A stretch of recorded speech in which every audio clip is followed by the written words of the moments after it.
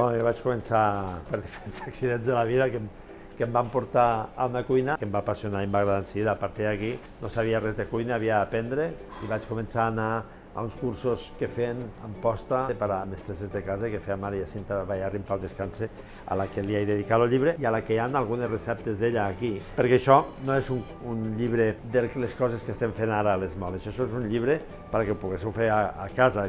Podeu trobar un arròs en llet, on hi ha una part una mica més treballada, que és el primer postre que vaig fer jo al restaurant meu. Els pastissets que fa ma sogra Maria, o el menjar blanc que feia ma iaia.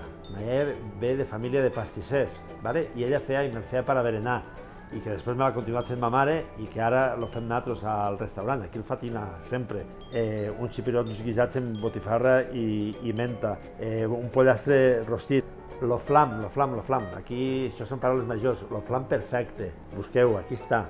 Si em sentigués Maria Cinta Bayarri, ne parlaria molt de flam perquè mos ho explicava i com se feien quasi tots els flams malament, els flams d'ou, no? Que es defineixen, ara desvelo una mica el secret, se defineixen a vegades per la quantitat de forats i els ben fets són els que no en tenen. I aquí t'explica com, no?